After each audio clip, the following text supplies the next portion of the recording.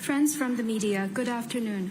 The press conference will begin shortly at 3 o'clock sharp. For a smooth and well-ordered session, I would like to make 3 kind reminders. 一，全场只有提问使用交传翻译，其他都使用同传翻译。First, consecutive interpretation will only be used for the questions. Everything else will be interpreted simultaneously. 新闻中心为大家准备了同传耳机，有需要的朋友可以取用，并且在结束之后呢，放回原处。For that, headsets are available at the media center. Feel free to take one if you find the need, and please return them after the session concludes. 二，请获得提问机会的记者有序提问。提问前，请通报所代表的媒体的名称。For journalists with question opportunities, please identify your affiliation before asking the question and ask them in a well-ordered way. 为了让更多的媒体朋友有提问的机会，请每位获得提问机会的记者只提一个问题。提问的时候，请简洁清晰。For more journalists to be able to present their questions, it is kindly asked that each journalist with a question opportunity ask only one question and make it clear and succinct.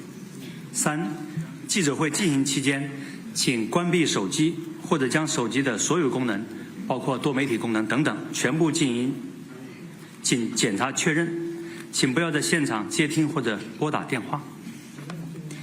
Third, throughout the entire session, please keep your cell phones or all their functions on silent and double-check before the session begins. Both outgoing and incoming calls are not allowed once it begins. 祝大家采访顺利，谢谢。I wish everyone a smooth and well-ordered session. Thank you.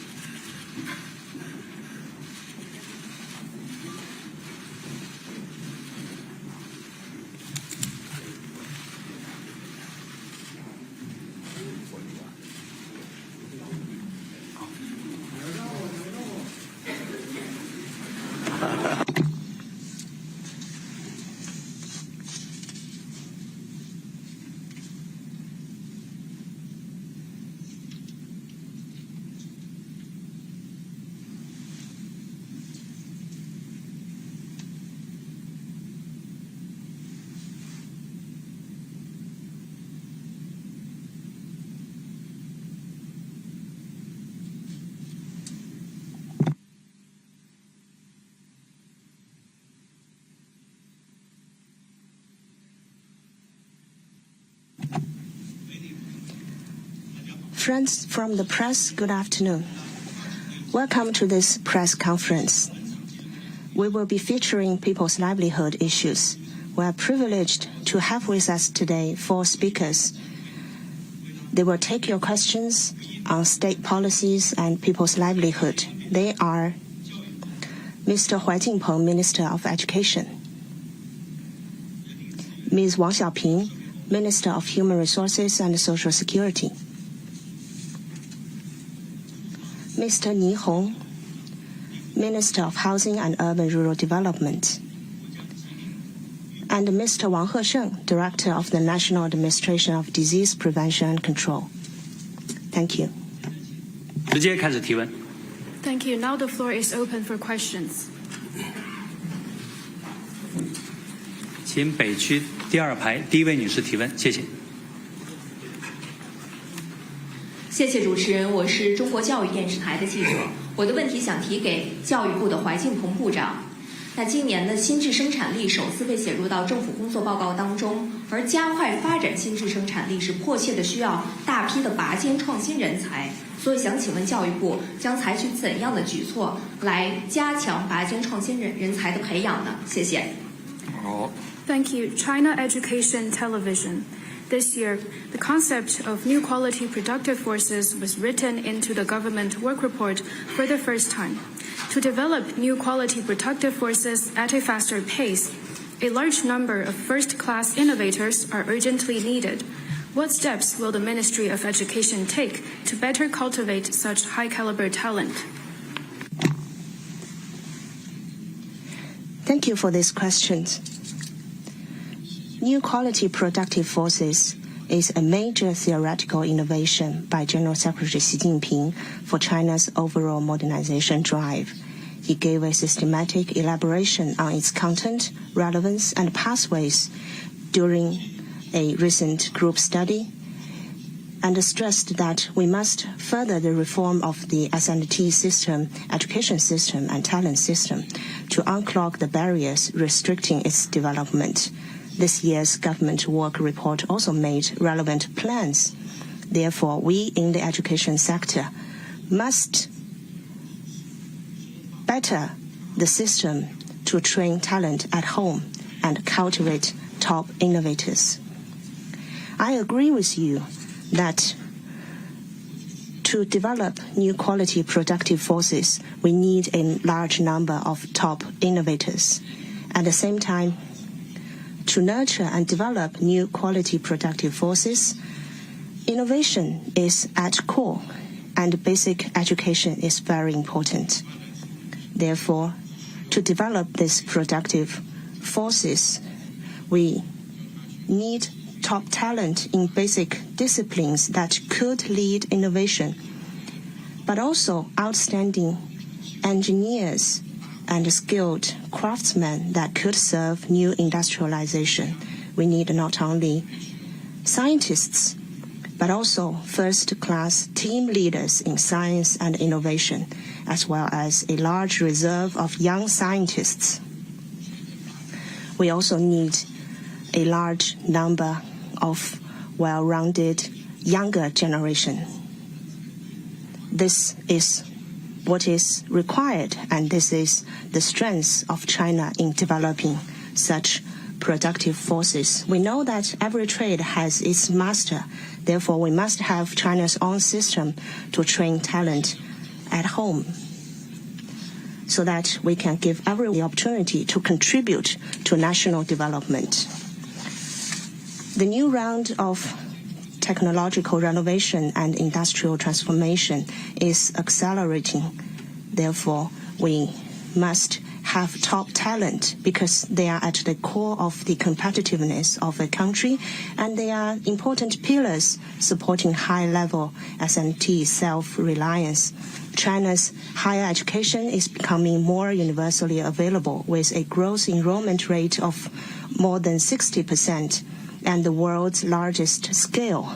We have a group of talents, and now the demographic dividends is turning into talent dividends.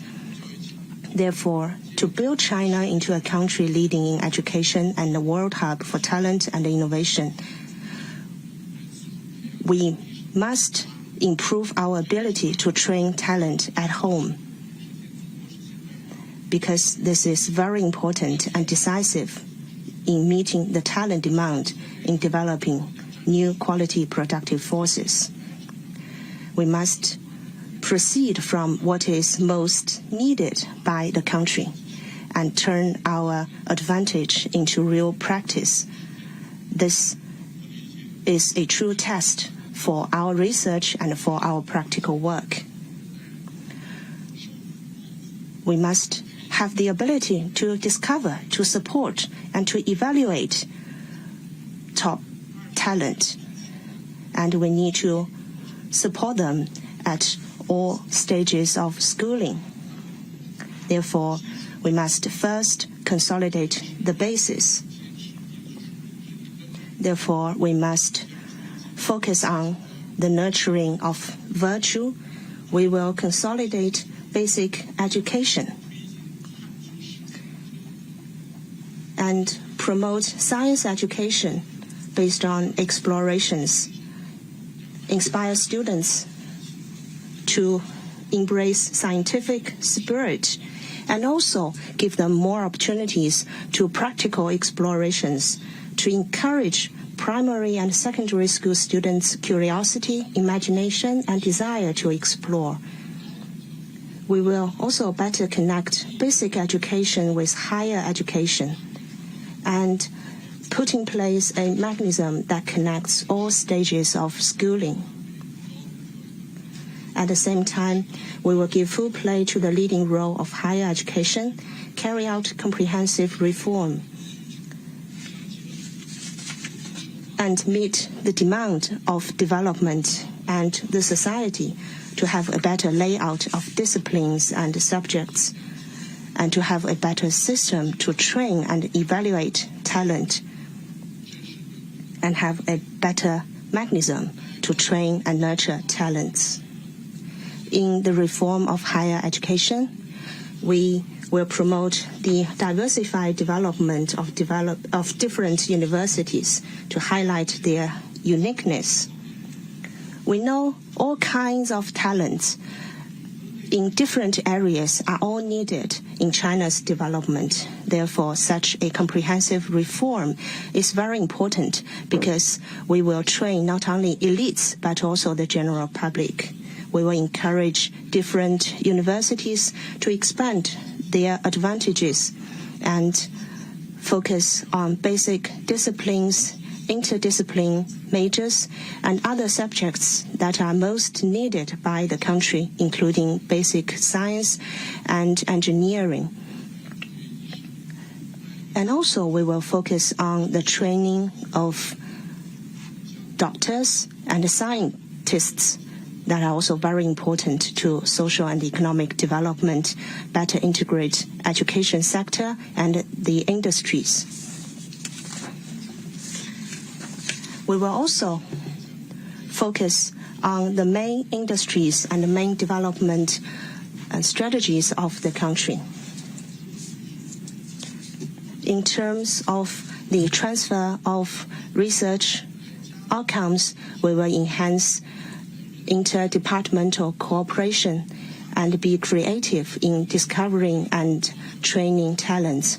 We will also enhance our support to young scientists, start to provide sustained, strong, and stable support at the beginning of their academic career, allow trial and error, tolerant failures, so that young people can be patient, resilient, and courageous in their research and produce original and disruptive outcomes.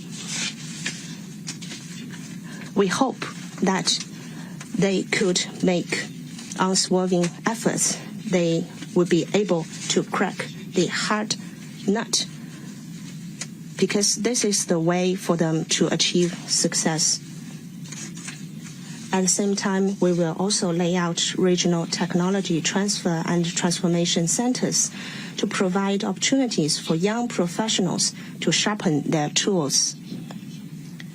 the training of talent is not only important to people's livelihood, but also to the long-term development of the country and the nation. We are confident and we will resolutely pursue this path, discover and support more top talent at home, and provide strategic support and leading force for cultivating and developing new quality productive forces and realizing Chinese modernization. Thank you very much. 继续提问，请中区第3排第3位男士，谢谢。谢谢。中国日报记者提问，关于就业的问题，我想提给王小平部长。中国就业总量压力和结构矛盾并存，请问如何看待当前就业形势？下一步在稳就业方面将采取哪些举措？谢谢。Thank you. China Daily. A question on employment for Minister Wang. For China, there are both quantitative and structural employment challenges. What is your assessment of the current situation? What are some next steps for stabilizing employment?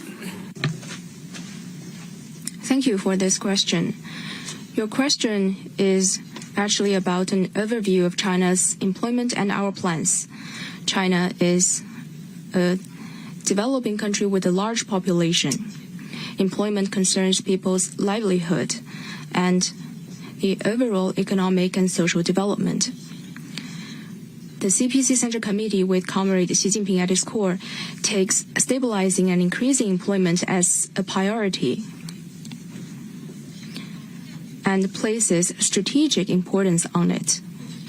Last year, under the strong leadership of the CPC Central Committee, all sectors have pulled their strengths together.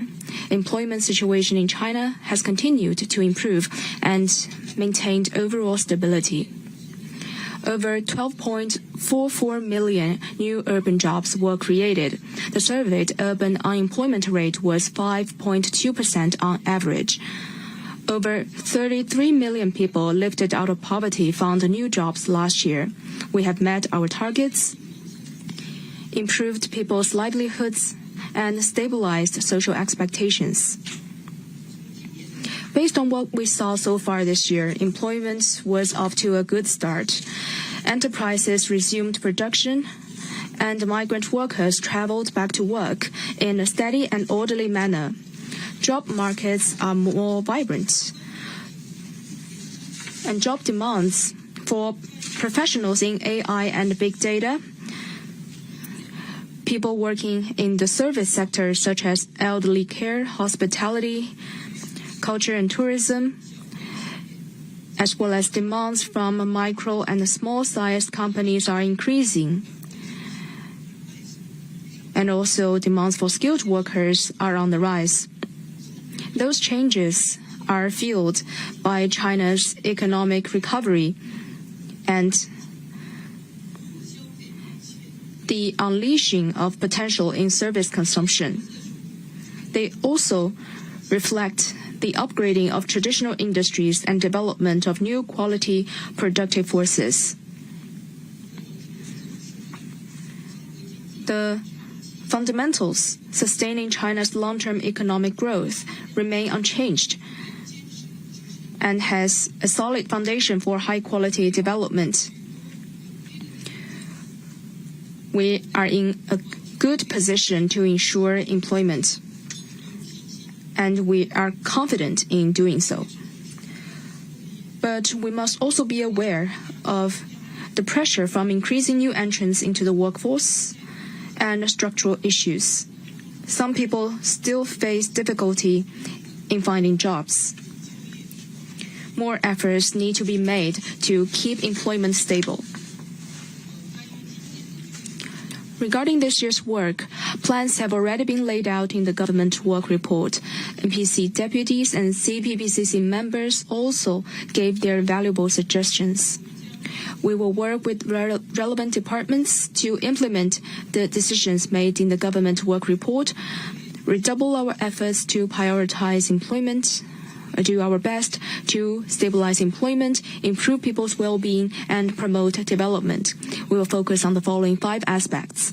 First, stabilize job opportunities. It is the foundation of keeping employment stable. Last year, we have implemented this policy. Over 300 billion yuan was given directly to support employment and entrepreneurship.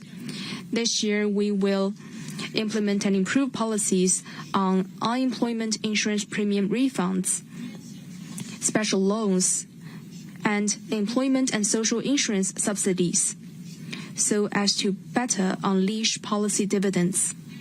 Second, expand employment channels. We will scale up support to private economy, SMEs, and other entities with a large capacity for creating jobs, and foster new growth drivers of employment, such as digital economy, silver economy, and green economy.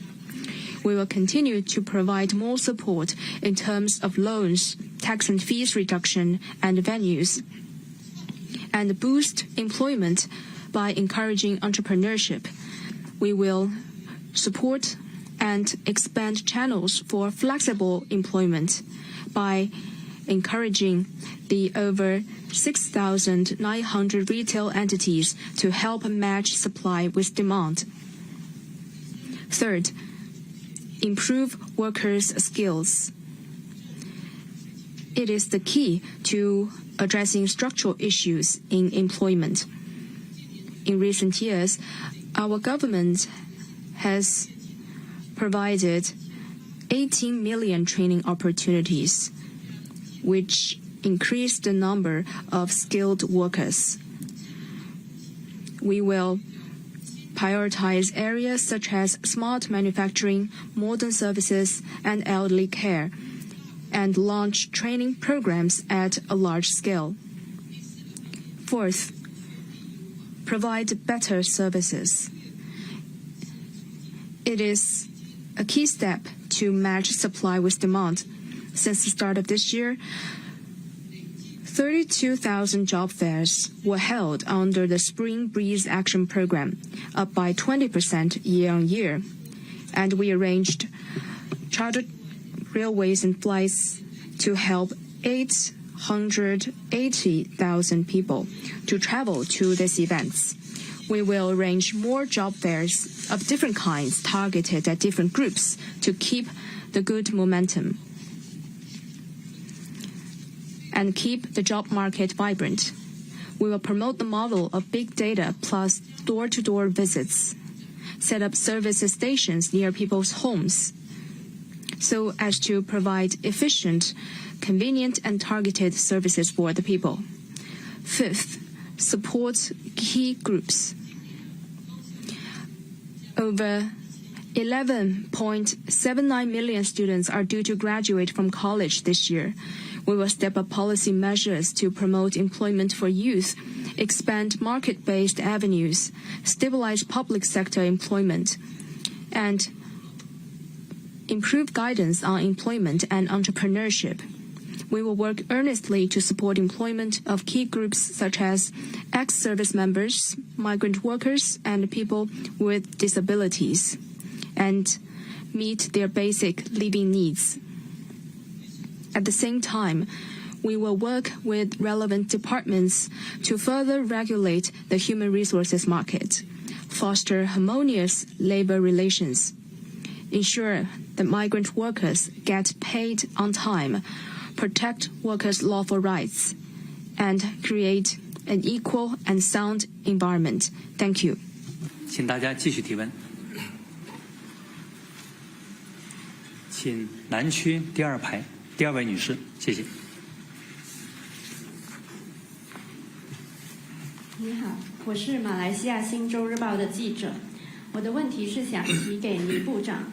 今年的政府报告提出稳步实施城市更新行动，请问为什么要稳步？有哪些措施？谢谢。My question is for Minister Ni. This year's government work report stated that urban renewal projects will be steadily advanced. Mr. Minister, what does the report mean by steadily advanced, and how will they be realized?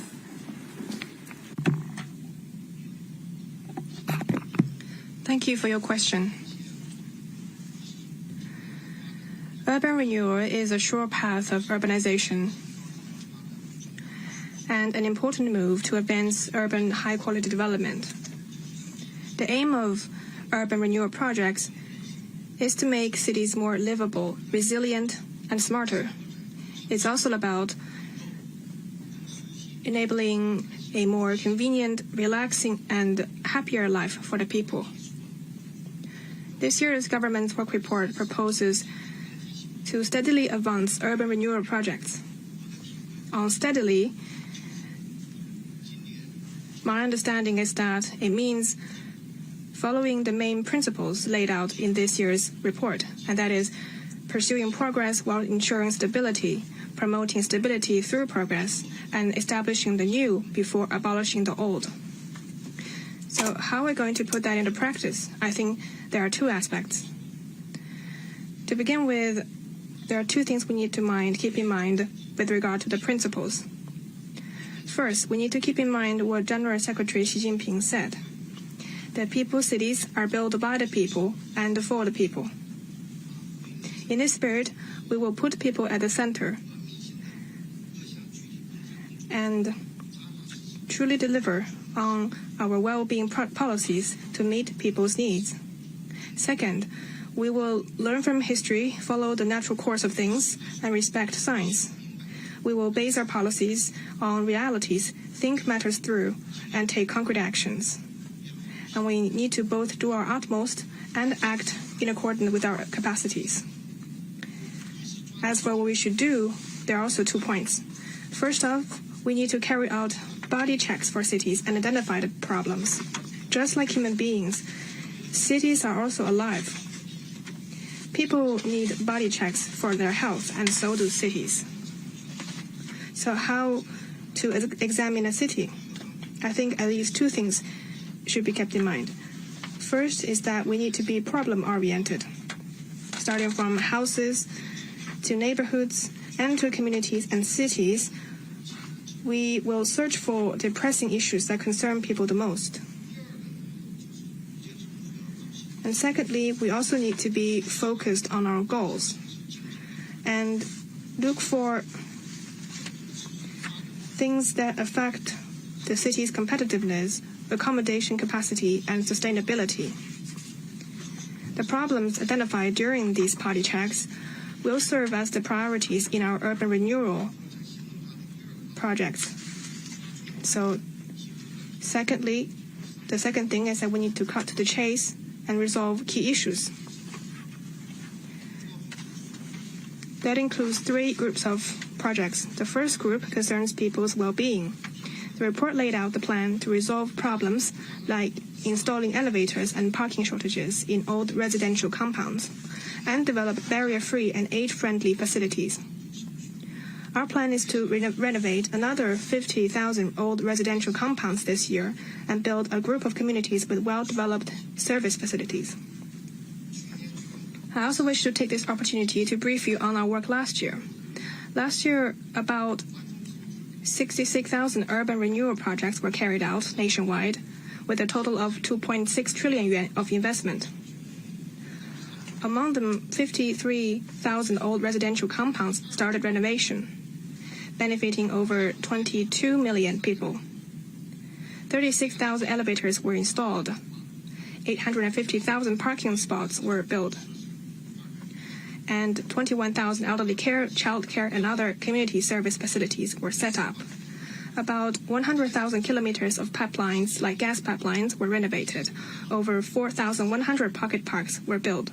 Over 5,300 kilometers of greenway were laid.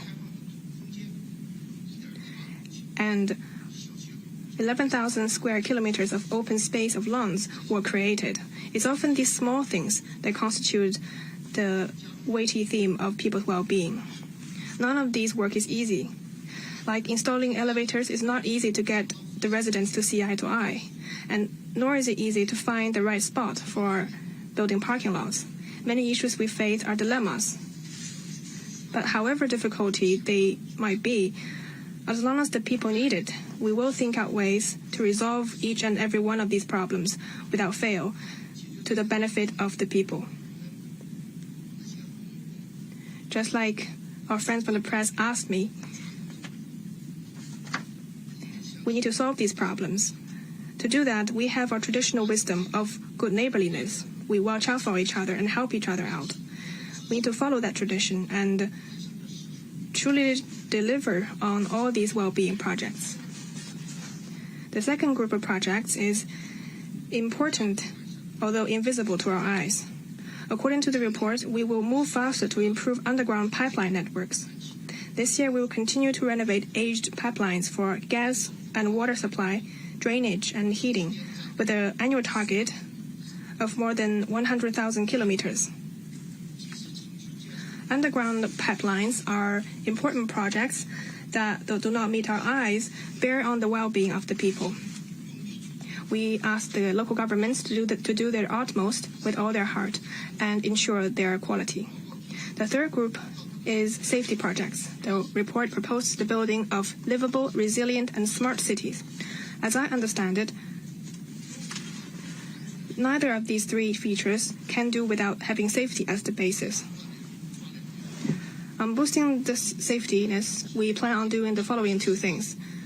The first is improving cities' capacities for drainage, and the first is advanced construction on urban lifeline safety projects, which means using digital means to monitor urban water supply, drainage, gas pipeline, heating, bridges, and pipelines to identify and tackle problems from early on and to resolve them so as to boost the city's capacities for ensuring safe operation.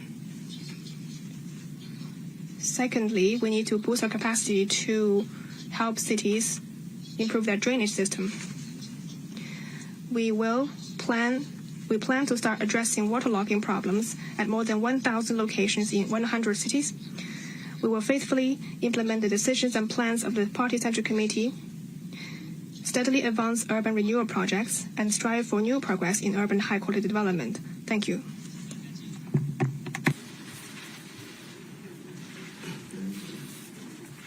请中区第二排穿蓝色衣服的女士，谢谢。谢谢主持人。中央广播电视总台央视记者提问，我的这个问题是提给国家疾控局的王局长。那疾控工作呢和人民健康福祉是息息相关的。那么在围绕着疾控事业的高质量发展，您能否可以谈一下疾控体系的建设有哪些新的变化？下一步为人民健康如何发挥更好的作用？谢谢。China Central Television. My question is for Administrator Wang. Disease prevention and control has a direct bearing on people's health and well-being. In relation to the high-quality development of disease prevention and control, could you tell us how the disease prevention and control system has evolved and how it will work to safeguard people's life? Thank you for the question. I would also like to take this opportunity to thank you, friends from the press, for your care and support for our work relating to disease prevention and control. General Secretary Xi Jinping and the CPC Central Committee have attached great importance to the building of a disease prevention and control system and made strategic plans on reforming and improving such a system. Since the establishment of our administration, we have resolutely implemented the decisions of General Secretary Xi Jinping and the CPC Central Committee. The guiding principles on high-quality development of disease prevention and control were approved by the State Council. We have upheld and strengthened the party's central and unified leadership over our work, streamlined our system and mechanism, clarified our functions, and improved our professional capabilities, as evidenced by the following 5 mores. First, monitoring and early warning have become more agile.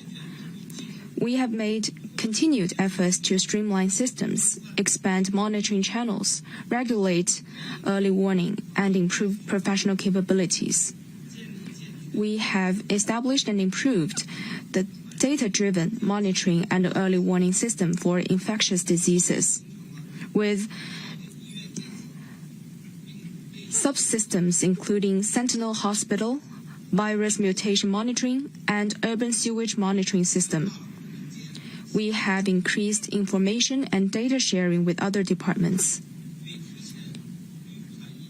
This has enabled us to predict the dynamics of epidemics and make early arrangements and effective response. Second, emergency response has become more effective. We have set up 20 national emergency response teams for acute infectious diseases. Wherever there were a breakout, we would be able to immediately send medical teams. For example, when an earthquake hit Gansu last December, 3 national medical teams based in Gansu and Qinghai arrived at the affected areas immediately and helped disinfect the environment, monitor infectious diseases and drinking water quality, and assess possible risks, which helped prevent a major breakout of diseases after the earthquake. In the future, we will set up another 5 national medical teams as well as emergency squads at city and county levels, which will further improve our capacity for emergency response. Third, technical teams we adopted have become more advanced. We have fully applied latest scientific and technological outcomes and in IT to make our prevention and control efforts more science-based and targeted. With a national direct reporting system in place, which is also the largest in the world, reporting time of infectious diseases is cut from 5 days to 4 hours. At the national level, a system that is able to identify pathogens from 300 kinds within 72 hours has been established. 100% of provincial level and 20% of municipal level CDCs are able to give nucleic acid tests and conduct virus isolation. A national epidemiological investigation system and the hotline 95120 were set up, which helped increase the efficiency of our relevant work. Fourth, our supervision has become more forceful. We have continued to strengthen the comprehensive supervisory system in the field of health, increased the use of IT in law enforcement at the community level, applied smart technologies in supervision so as to build up our capacities. We have designated supervisors for medical institutions on a trial basis and increased our efforts to supervise over areas that have a direct bearing on people's health, such as infectious diseases, prevention and control, and public health. In 2023, 4.3 million inspections were carried out nationwide, and illegal acts were found out and punished, effectively protecting people's right to health. Fifth, our work on popularization has become more down to earth. We continue to conduct public health risk assessment and on topics like the prevention and control of infectious diseases, heat waves and other extreme weather events, earthquakes, floods, and other natural disasters, disease prevention and control during holidays, and other topics of public concern. We released guidelines and health notices and invited experts to explain the guidelines to the public in a timely manner. These measures effectively answered people's concerns and helped raise public awareness on public health, and helped foster a good social environment for public participation in disease prevention and control. Going forward, we will continue to put people's health front and center, move faster to advance high-quality development of disease prevention and control, and foster high-level security, further strengthen the public health safety nets, provide strong and solid support for protecting people's health, and safeguard social and economic stability. Thank you. 请北区后排第5排第2位男士提问，谢谢。感谢主持人。工人日报记者提问，我的问题提给王小平部长。增强技能队伍建设，增强技能人才队伍建设对推动经济高质量发展具有重要作用。请问在这方面我们都有哪些举措？谢谢。Question is for Minister Wang. Strengthening the capacity building of skilled workers is important to advancing high-quality economic development. What measures do we have in place to this end?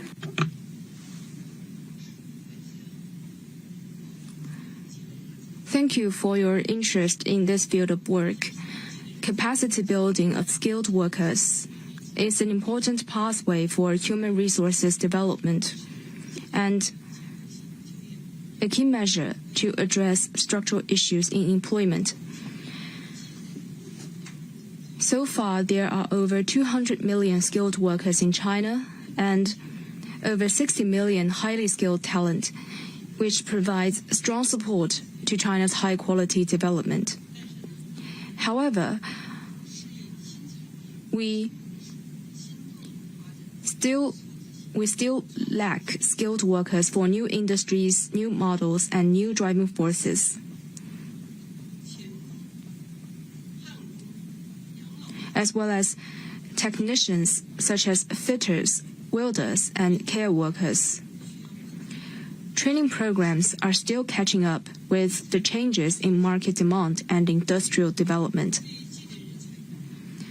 General Secretary Xi Jinping has made important instructions on multiple occasions regarding work on training skilled workers. During this year's 2 sessions, he also stressed that skilled workers are the foundation of China's development. This year's government work report has also made clear requirements on training skilled workers. We will earnestly implement the decisions made by the CPC Central Committee and the State Council and take an integrated approach to training, utilizing, assessing, and incentivizing skilled workers and speed up efforts to build a larger and stronger talent pool. To be more specific, first, we will focus on supporting industrial development. With the aim to foster new growth drivers, we will provide stronger talent support for strategic emerging industries and future industries, and ensure that workers can better meet job requirements and increase productivity. For example, we will increase training programs in such areas as digital technology, smart manufacturing, big data, blockchain, and integrated circuits. And we will also cultivate more highly skilled workers in advanced manufacturing, modern services, and elderly care. We will also increase input into the building of training centers for highly skilled workers and studios for craftsmen, and create platforms for carrying forward and showcasing their skills. Second, we will explore new ways of training talent. We will follow the logic of talent cultivation and build mechanisms for sound interactions with enterprises. Enterprises should play the primary role, and technical and vocational schools should also participate in the building of education models featuring cooperation between enterprises and schools. We'll promote a new type of apprenticeship,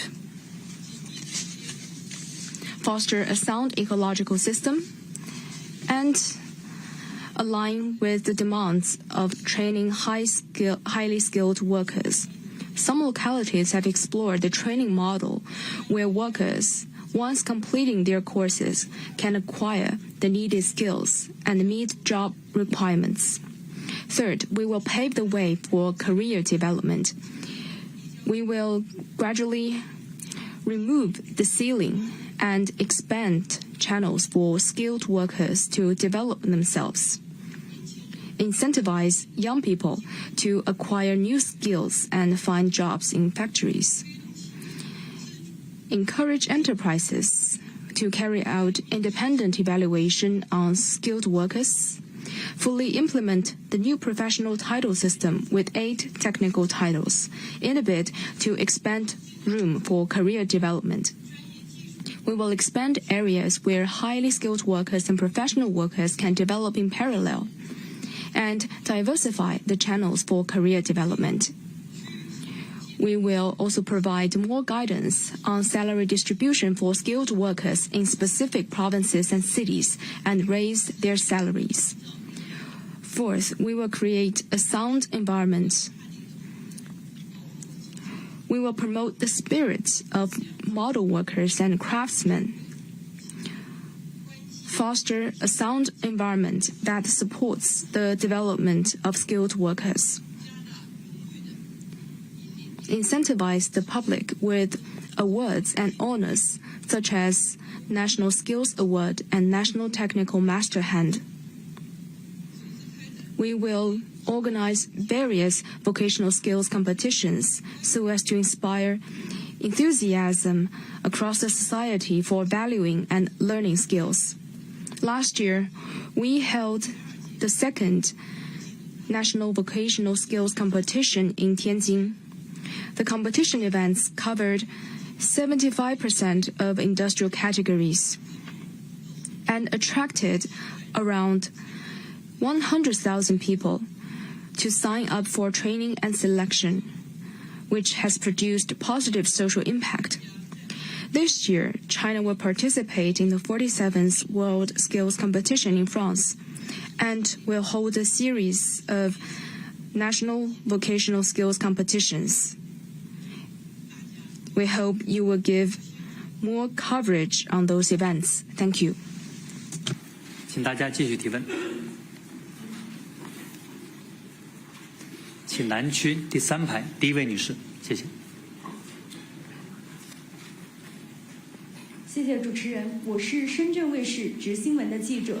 我的问题想要提给倪虹部长。倪部长您好，我们注意到社会各方面都十分的关注房地产发展新模式，想要请问住建部将采取哪些措施来推动构建新模式呢？谢谢。Shenzhen Media Group. My question is for Minister Ni. Across society, people have quite an interest in the idea of a new development model for real estate. What measure will the Ministry of Housing and Urban Rural Development take to foster such a model? Thank you for your question. The Party Central Committee proposes to build a new development model for real estate. I think this is the fundamental way out of the difficulty facing the housing market and the way to promote its sound and steady development. How to develop such a model? In my perspective, there are at least 3 points. First, the general principles are always stick to the principle that houses are for living in, not for speculation. Improve the supply system with dual focus on both government-subsidized and market-regulating housing. The government should ensure basic housing demands, and different kinds of other housing demands can be regulated by the market. Also, a system that encourages both renting and purchasing will be established. These measures can make sure that people can have good houses to live in. And second, in terms of mechanism, first is to build a new mechanism to coordinate people, houses, land, and funds. These factors need to be effectively allocated. And people's demands should serve as the basis for housing plans, which in turn will be used to plan out the use of land and funds. This is how we can balance supply and demand and stabilize the market.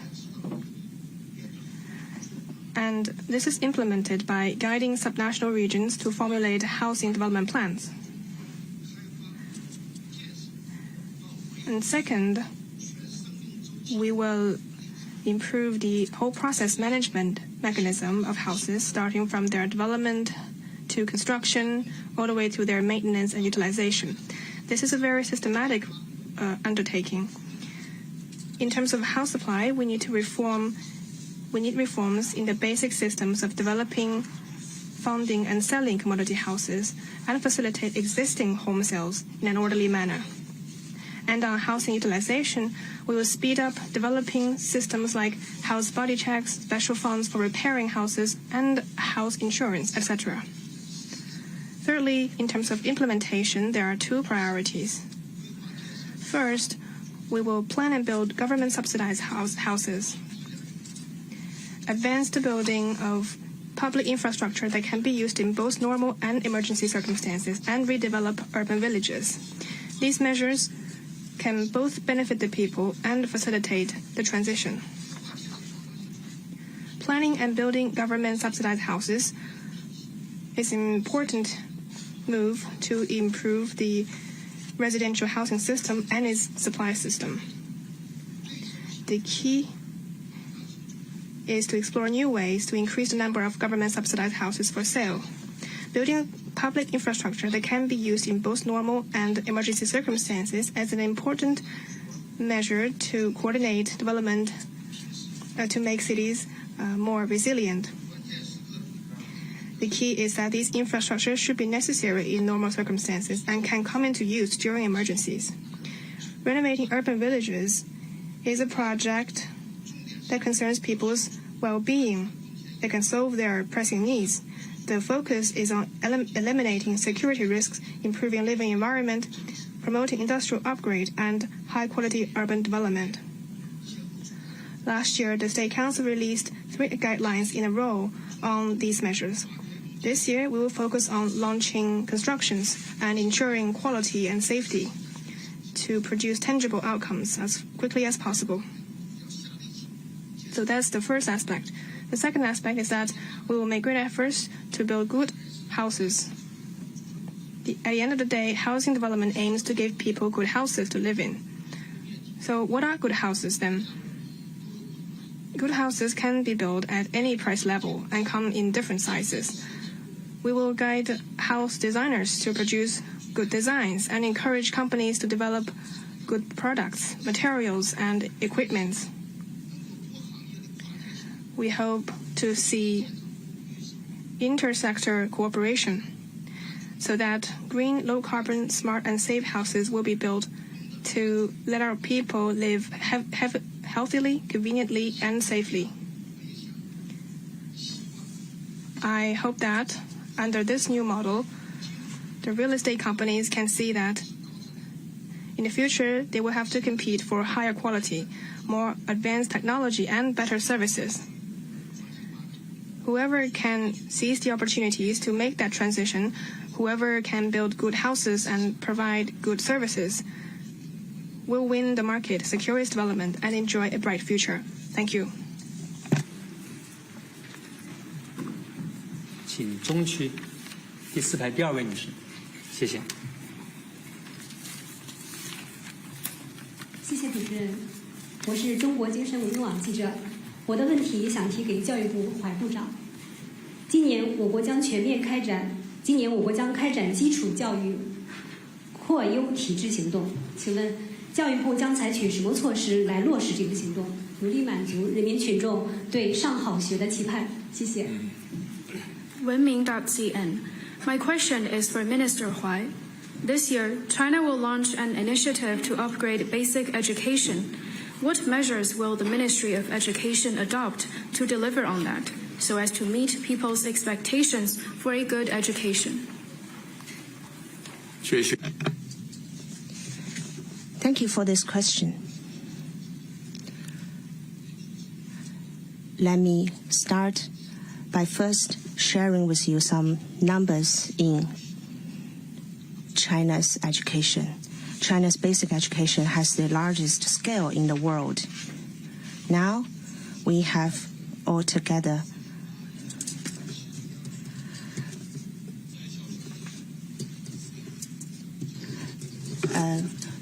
480 schools from preschools to middle schools, and 230 million children. And behind every child, there are their concerned families. So I have to say that basic education bears on the happiness of millions of families, because this question, I should say, concerns every family and everyone in China.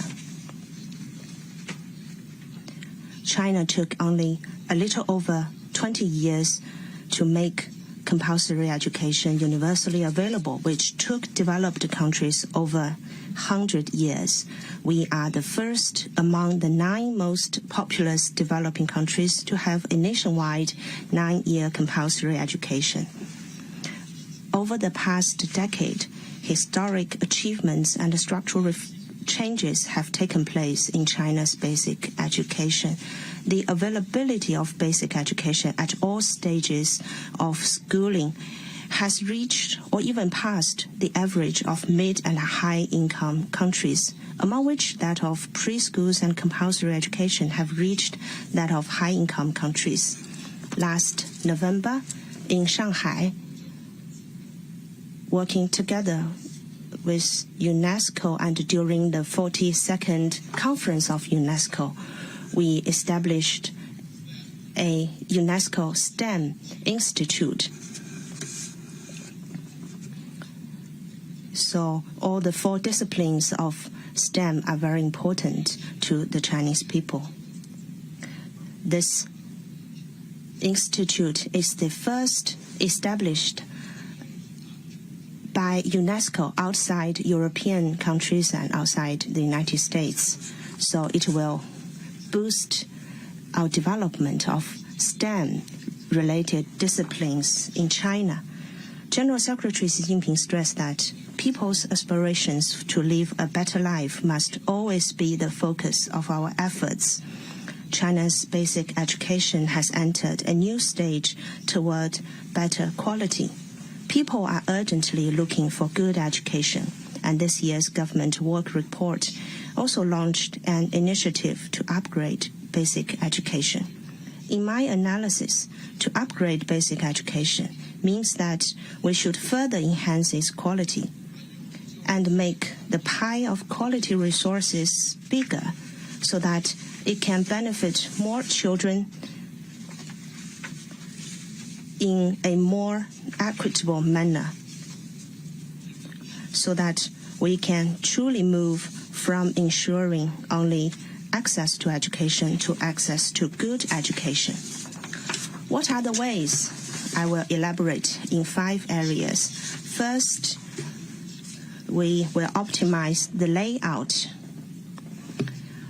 In the coming future,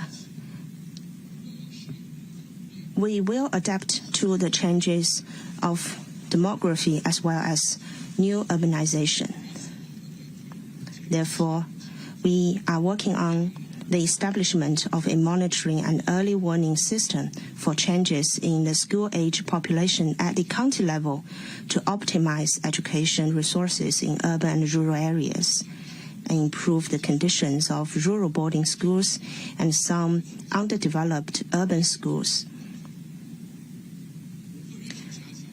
We will run necessary small-scale rural schools, strengthen the development of regular high schools at the county level, and strive to expand education resources at the senior high school level so that more children can go to good schools in their neighborhood.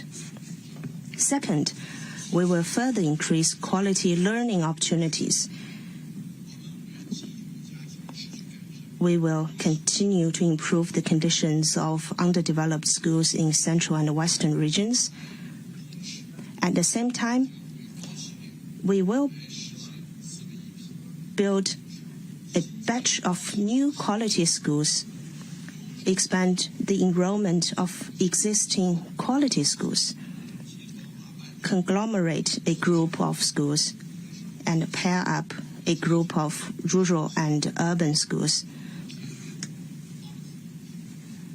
In this way, we hope that we can have more quality schools, improve weak ones, and promote the balanced development of compulsory education and the integration of rural and urban areas. Narrow the quality gap between regions, urban and rural areas, and different schools so that more schools can be recognized by the people as good schools. Third, we will improve our ability in teaching and education, that is, to give equal emphasis on all 5 aspects of education.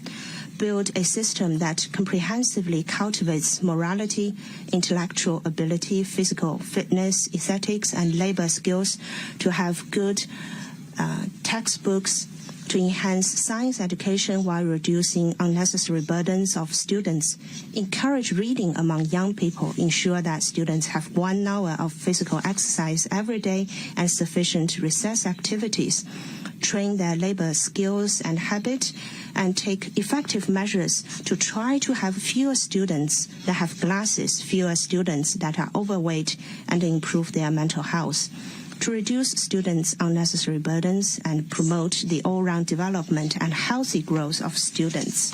And fourth, we need to further train our teachers. Not long ago, we had a seminar focusing on the ethos of educators. We have an outstanding student from Guangxi province who was sharing with the conference about the ethos of educators, stressing the importance of love and care in education. We must have this loving and caring spirit in the training of teachers. In order to have a high-quality education, we will vigorously implement national plans on teachers' training. We have a special program that will encourage world-class universities in China to strengthen the training of primary and secondary school teachers. And we will try to attract more talent to become teachers and to train teachers. We will also try to enhance the political, social, and professional status of teachers and attract more outstanding talent to become long-term teachers. We will vigorously promote the ethos of educators, encourage teachers to have higher moral groundings and excellent competence, to become someone who can lead by example, and to become someone who can give students a memorable growing experience in schools. To build China into a leading country in education, the strengths of teachers are very important. Therefore, we must try to improve the social respect for teachers and help teachers to be more dedicated and focused on teaching jobs. Fifth, we will further strengthen coordination between school, family, and society. We often say that family is a child-first school, and society is a melting point as they grow up. Only one synergy is formed between family, society, and school can now children have a better environment. We hope and we will be working with parents to have a scientific concept of education to create good family atmosphere.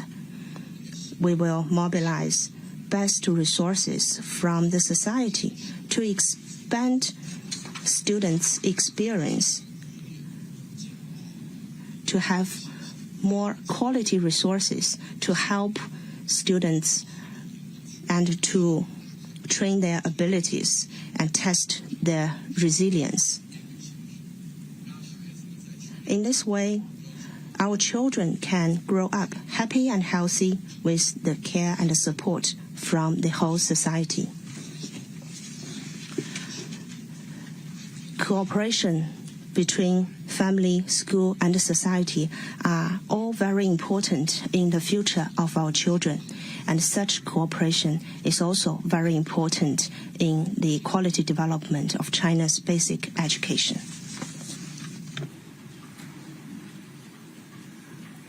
请中区第一排第3位女士，谢谢。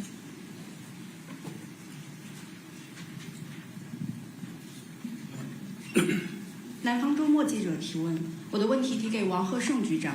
大家对艾滋病、结核病、肝炎等传染病的防控问题都很关心。请问目前我国在遏制这些重大传染病、改善人民群众健康水平方面的情况如何？谢谢。Southern Weekly. My question is for Administrator Wang. Prevention and control of infectious diseases such as AIDS, TB, and hepatitis is something people care very much about. How is China doing in containing these major infectious diseases and protecting people's health? 好，谢谢您的提问。 Thank you for this question. The prevention and control of infectious diseases not only bear on people's safety and well-being, but also affect social and economic development and the security of stability of a nation. We in the disease prevention and control system have resolutely implemented the important instructions of General Secretary Xi Jinping and decisions of the party and the government, prioritized prevention while also enhancing treatment efforts, and made major achievements in the prevention and control of infectious diseases. They could be summarized in three aspects. First, a group of diseases have been eliminated. After ending smallpox, filariasis, polio, and neonatal tetanus, after the 18th CPC National Congress, under the strong leadership of General Secretary Xi Jinping and the CPC Central Committee, we have made earnest efforts and eliminated malaria in 2021, a disease that has affected the Chinese people for thousands of years. This is not only a milestone in China's public health, but also an important contribution to the global public health endeavor and is highly applauded by the international community. The World Health Organization congratulated China on this notable feat, saying that we have reduced malaria cases from 30 million in the 1940s to 0. Second, a group of diseases have been controlled. Currently, AIDS, TB, hepatitis B and C, and schistosomiasis have all been brought under effective control. Take AIDS, for example. The transmission through blood transfusion and blood products have been basically cut off. Mother-to-child transmission and transmission through drug injection are at a historic low. Success rate of antiviral treatment is now over 95%. Newly reported infections and mortality are both on a declining curve. And nationally, the prevalence in China is low. As for TB, the prevalence is steadily declining, and the success rate of treatment is kept over 90%, and mortality lowered to that of developed countries. New infections of hepatitis are greatly reduced. With the universal vaccination of hepatitis B in newborn babies, the infection rate of under 5-year-olds is kept under 1%. And this has saved tens of millions of Chinese children from infection. Third, a group of diseases have been reduced. The incidence of vaccine-preventable diseases such as measles, encephalitis B, and epidemic meningitis have dropped to a historic low. Take measles, for example. Recent years in China, only 500 to 600 cases are reported every year, which signifies a quite low prevalence globally. The prevalence of major parasitic diseases such as echinococcosis and ascariasis have remarkably declined, entering a new stage toward control or elimination. Despite all these achievements, however, we are keenly aware that China still faces risks of new and emergent infectious diseases. There is still a long way to go for us to consolidate what we have achieved. The situation ahead remains complicated.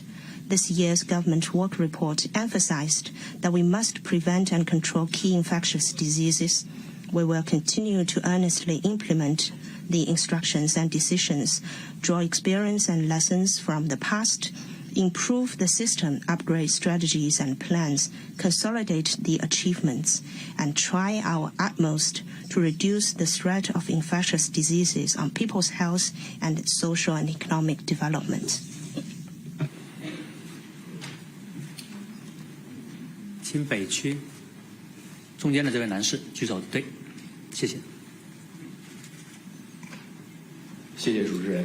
人民日报海外版记者。我的问题想提给王小平部长。人社领域公共服务与我们每个人的日常生活关系密切，不仅事项多，频次也很密。我想请问部长，在实施高效办成一件事、提升公共服务质量方面有哪些考虑？谢谢。People's Daily. My question is for Minister Wang. Public services in the field of human resources and social security are closely linked with the daily life of every one of us. A large number of procedures must be cleared within a short span of time. Madam Minister, my question is, what are some considerations with regard to promoting one-stop government services and improving the quality of public services? Thank you for this question. Human resources and social security departments are closely related to people's livelihood. Everything we do needs to be judged by the public and have a direct bearing on their interests. Improvement in the quality and efficiency of public services will help deliver on policies to benefit the people and increase their satisfaction rate and sense of gain and facilitate their needs. It is clearly stated in this year's government work report that we will promote one-stop government services to enhance our service levels. The Human Resources and Social Security departments will focus on meeting the urgent needs of the public, continue to improve the quality and efficiency of government services, and deliver better experience for the people. First, we will integrate resources to unclog the channels for providing services, so as to save the troubles for the people. We will integrate our services, set clear standards, items, and procedures, so that people can enjoy one-stop services both online and offline, and we can directly respond to their needs. We will expand the coverage of government services and mobilize banks, post stations, and community-level workers to deliver services straight to the people and meet their needs of having more services stations close to their homes. We will introduce call-out services or exempt application procedures and help the elderly people and people with disability by running the errands for them or providing tailored services. Second, we will improve the quality and efficiency of services. We will tear down the barriers between different provinces and cities and deliver government services in a more efficient manner. We have streamlined procedures, reduced paperwork, and cut down time, canceled 65% of required documents, and cut the time needed for completing all the procedures by 30%, and expand the coverage of one-stop services. Subsidies are given in a direct and efficient manner. The policy of waiving excessive documents with the written consent will be promoted.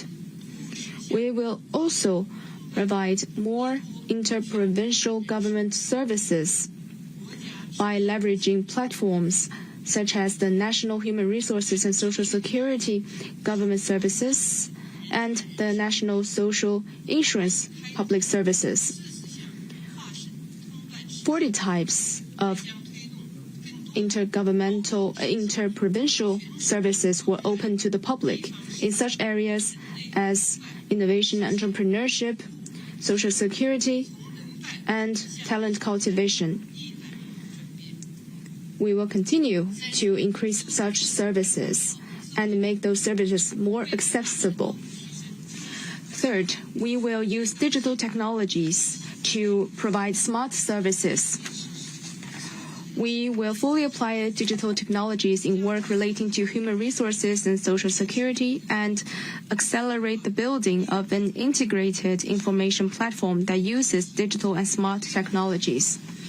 We will help people run different errands within one stop and deliver targeted policies to benefit people and enterprises. For example, we will establish a national platform for employment services, promote the model of big data plus door-to-door visits, and cement the foundation for high-quality work relating to employment. We will also advance digital transformation, use big data to find people who are not yet covered by social insurance, and expand the coverage of social security and social insurance programs. And I would like to take this opportunity to say a few more words on the one-stop item of Social Security card. It is a basic thing that enables government to provide services for the public.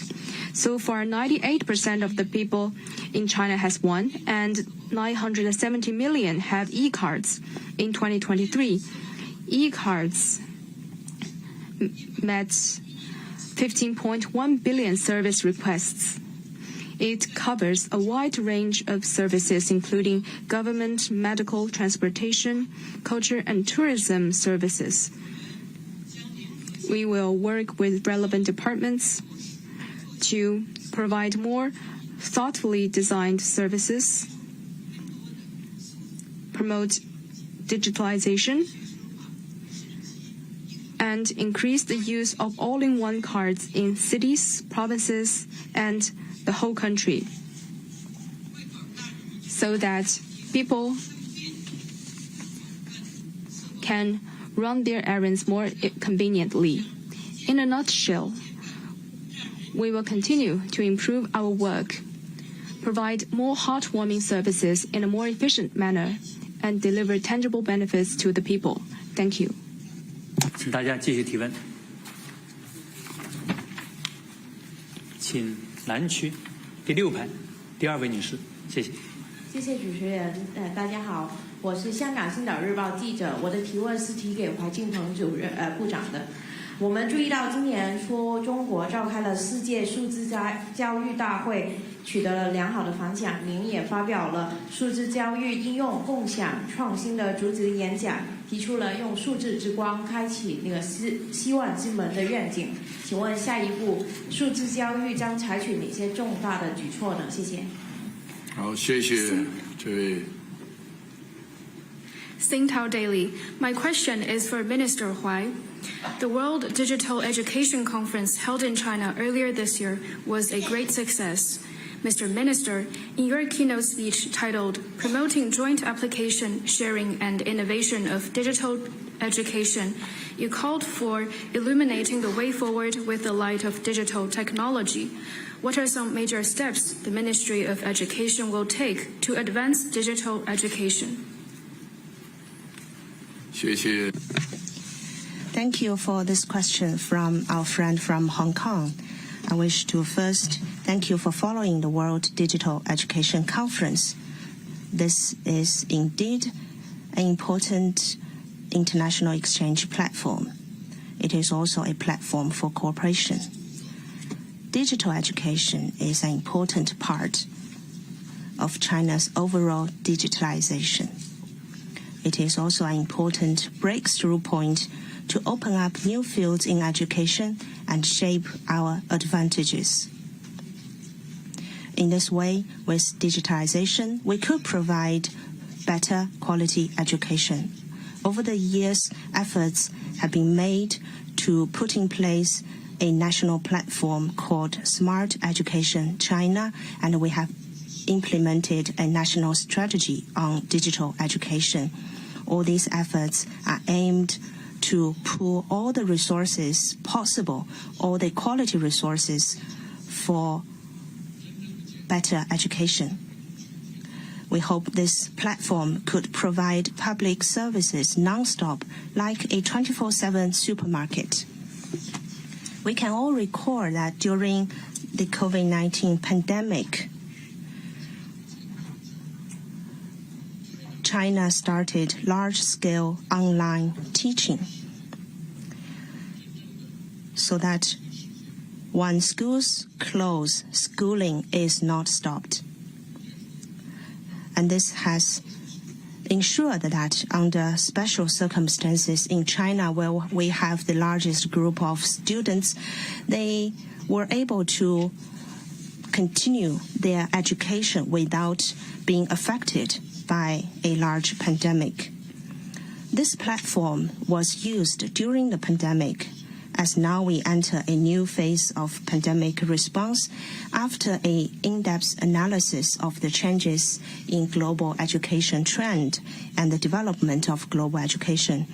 To improve the quality of education, we have combined the efforts from the S&T sector, from education, from relevant industries and relevant experts, and try to figure out, given the large size of China's education, how we could promote the development of this online platform to promote China's quality education, to have more scenarios and services of digital application.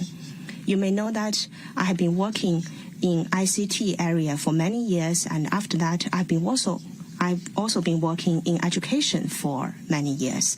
So to my personal understanding, digital education is not only a change in tools and platforms, it is also very important for our students to learn from experience and real practice. It will also be very important for teachers to prepare their lessons and for teachers to improve themselves. Also, such an online platform will provide big data for us to understand students' learning experience, to understand what our students feel about their learning in school and their learning at home. So this will help us better manage our schools and our teaching process. We also hope that this platform could be an important international exchange platform because it will help us improve our digital competence to adapt to a new age of AI. With all the efforts taken, we could see that quality classes are accessible anytime, anywhere. And this online platform has turned many visions into reality. Now on this platform, primary students can be inspired by academicians with lessons given by those masters. Students from vocational schools can conduct experiments in virtual labs. And they could also operate equipments just online. And also children in Central and Western regions can appreciate virtually the precious Jade Dragon in the National Museum in Beijing. Teachers joining the summer seminar can communicate and cooperate with each other regardless of their location. And this has helped us to provide different kinds of training and services at different stages of schooling. Also, a special session was created for senior citizens to enjoy a more fulfilling life in the reading platform. And it will help us in China's endeavor to promote lifelong learning. Minister Wang was also talking about issues about university graduates finding jobs. And on this platform last year alone, nearly 1/3 of university graduates found jobs on this platform. It has helped with their communication and interaction with their future employers.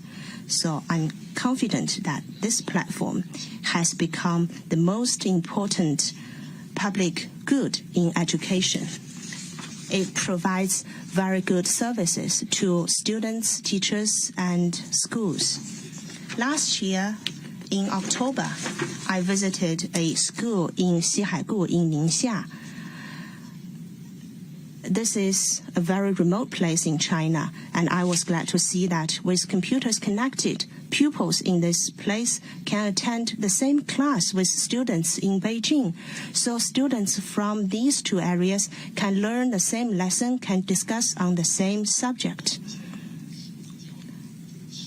We attach great importance to digital education because it can help us make quality resources more accessible. It could help improve the quality of overall education, narrowing the digital gap with the cables, and connects classrooms with flat screens. For a country with huge population and imbalanced development like China, to develop digital education is very important. It is not a choice, but a must. It is a worthy cause, and it will truly change. It will truly bring change to us. I often say that for this national platform, we must have a dedicated devotion. Users' stickiness is true recognition, and effective utilization is what we should pursue. We will continue to improve application and service. We hope that students, teachers can all feel that they need this platform. Therefore, to promote the development of this platform, we must have better educational resources and facilitate the allocation of resources. We will adding more quality resources on STEM education, aesthetics, and labor skills to benefit the whole society. And also, we will expand the nationwide application of this platform and try to let every child and every school to have access to personalized platforms. So in the coming 2 years, we will select places with urgent needs and proper conditions, especially those in the central and the western regions, to expand the application of this platform. And we will support relevant localities in their using of this platform. In this way, we could facilitate the learning of students and the management of schools. At the same time, we also try to provide more public goods and provide a platform to facilitate Chinese society's lifelong learning. A hot topic has also attracted the attention of delegates this year. That is the relationship between AI and education. This year's government work report proposed to launch an AI Plus initiative. For us in the education sector, AI is like a golden key. It will affect education of the future and also the future of education. It brings both opportunities and challenges. If we are to seize the opportunities, we must embrace the age of AI, embrace the changes in science and technology and industries. So going forward, we will try to train teachers that is digitally competent. Because only when AI is well integrated in teaching and management, can we better equip ourselves with AI technology? Can we encourage students to learn? Can we encourage teachers to be more creative? We will also enhance AI-related disciplines and platforms to accelerate the training of top talent on AI. Also, we will pay attention to ethics on AI in terms of education to better protect people's privacy, because these are very important in the establishment and development of this platform. And we will be very active in international exchange on this regard.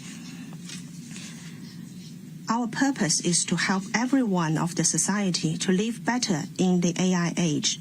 and enjoy the benefit of this new technology. So this platform will be further enhanced, as this will be a top priority for us in the educational sector.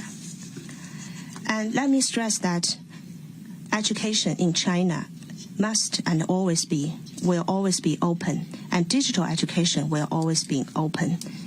We have been working in this regard over the past years.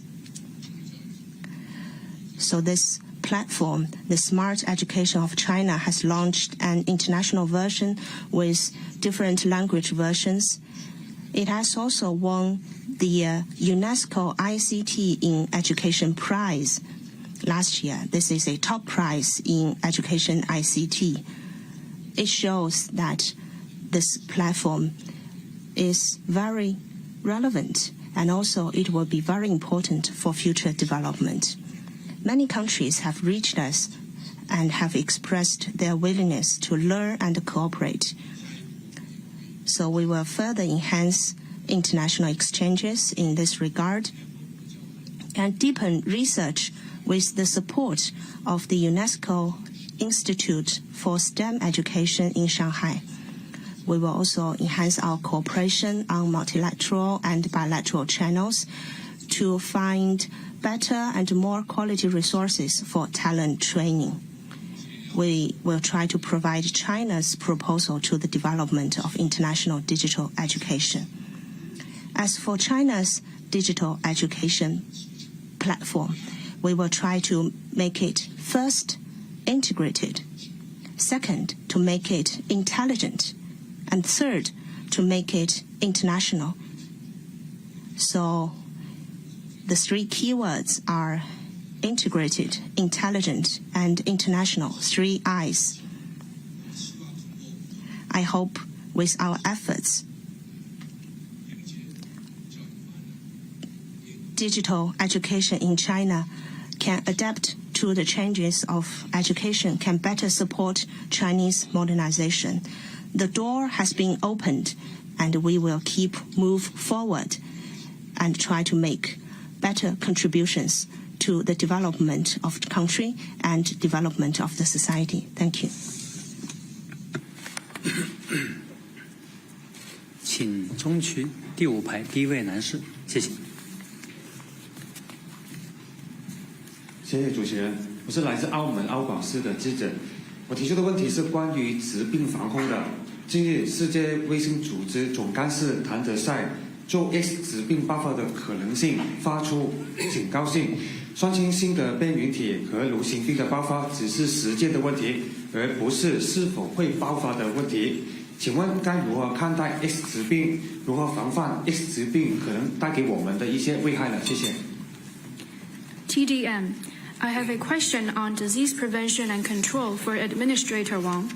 Recently, Dr. Tedros, Director General of the World Health Organization, issued a warning about the possibility of a next pandemic of disease X.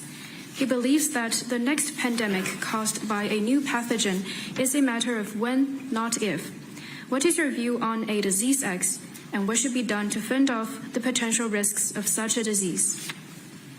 好，谢谢这位澳门。Thank you for this question from our friend from Macau. The disease X is of great concern to the international community. The term disease X does not refer to any particular disease.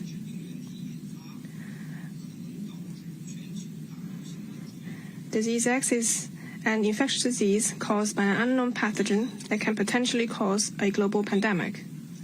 Disease X is mainly characterized by its high fatality rate, fast transmission, and propensity to mutate. So there is great uncertainty as to its occurrence and development. Therefore, it's very difficult to predict what pathogen might cause it and when and where it might occur. Global experts generally believe that due to the accelerated global climate change, the expansion of human activities, and frequent transmission of pathogens among species, there is a greater risk of pandemics caused by a disease X. Although disease X is hard to avoid, the pandemic it could cause can be prevented and tackled.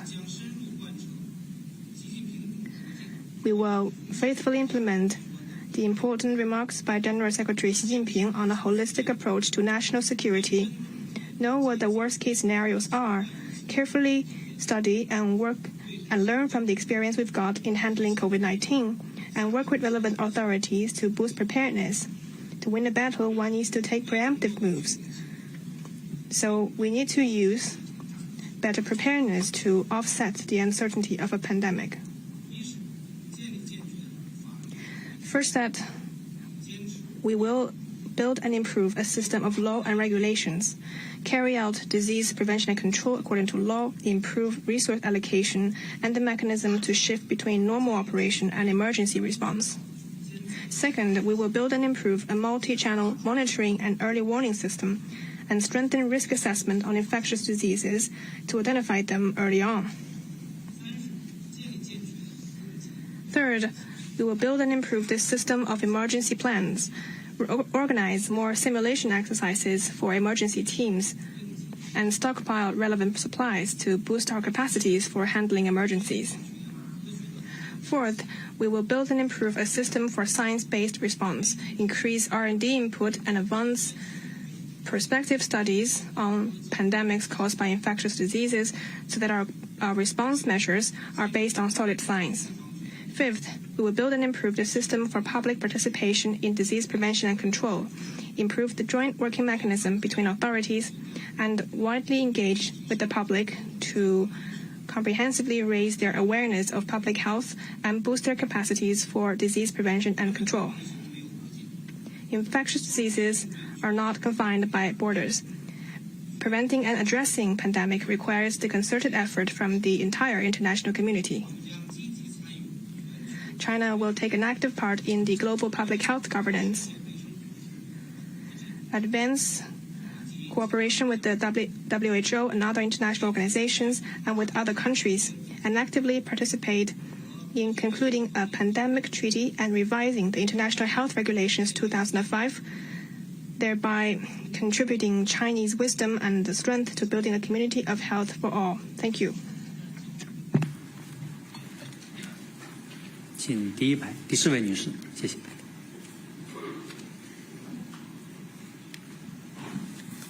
谢谢主持人。新华社记者提问，我想有个问题提住建部的倪部长。政府工作报告对优化房地产政策、促进房地产市场平稳健康发展提出了明确的要求，请问住建部将如何抓好落实？谢谢。Xinhua News Agency. My question is for Minister Ni. The government work report has laid out clear requirements for refining real estate policy and promoting sound and steady development of the housing market. What will the Ministry of Housing and Urban Rural Development do to deliver on that? The housing market is of great interest to us all, so I wish to take this opportunity to brief you and to thank you for your interest in our work and in the housing market. In 2023, certain real estate companies experienced a shortage of working capital and the real estate market undergone adjustments. Facing these risks and challenges, under the strong leadership of the Party Central Committee and the State Council, the Ministry worked with relevant authorities to roll out a series of policies. For example, the policy of recognizing those who had previously taken a loan to buy houses as first-time home buyers, and the policy to lower down payment ratio and interest rates, and continue the favorable policy for those who exchanged the current house for a better home. We gave guidance to localities to roll out city-specific measures and took solid steps to deliver pre-sold houses on time. So it's fair to say that we have ensured that no systemic risks arose.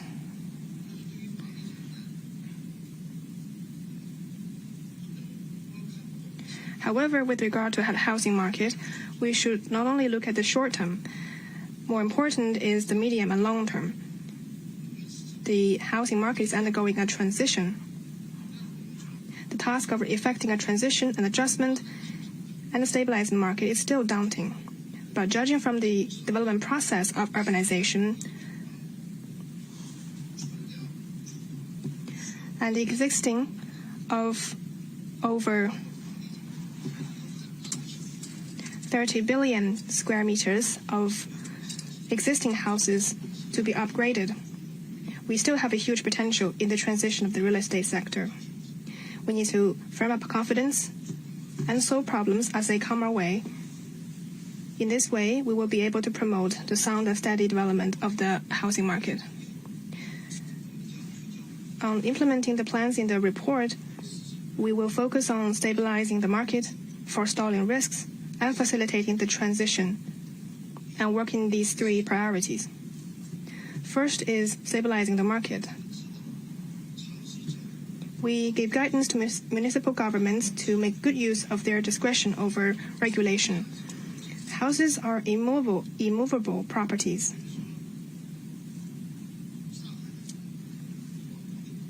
Houses in Shanghai and in Guangzhou cannot be moved to Beijing to satisfy residents in Beijing's housing needs. So the housing market is based on the cities it resides in. The different markets have differences in terms of their supply and demand. So that's why we emphasize the need to have city-specific and targeted measures. Now we have already given cities wide discretion over housing regulation. Hence, the local governments need to do well in formulating and materializing housing development plans.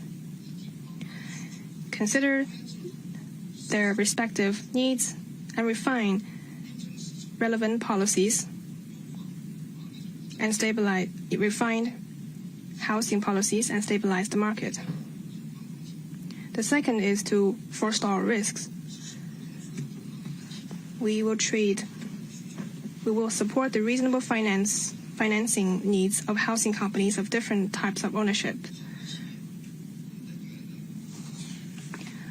During our survey, we see that some good companies, well-operating companies, do have some difficulties, but some companies in distress also have good projects. So in light of this, we will work with the local government to establish mechanisms to coordinate finance for housing projects and to compose whitelists on a one project, one plan basis, treating all companies equally in supporting their financial needs. So far, 312 cities above prefecture level have set up this mechanism. In terms of this whitelist, we have seen that the projects amount to about 6,000. Among them, about 82% belong to private companies or companies with mixed ownership. As of February, commercial banks have approved over 200 billion yuan of loans. But I have to stress here that companies with serious insolvency or can no longer operate need to file for bankruptcy or restructuring if their situation demands it according to law and market rules. Actions that undermine people's interests will be punished according to law, and those who seek unlawful gains will be held accountable. Third, facilitating the transition and making sure our people can live well.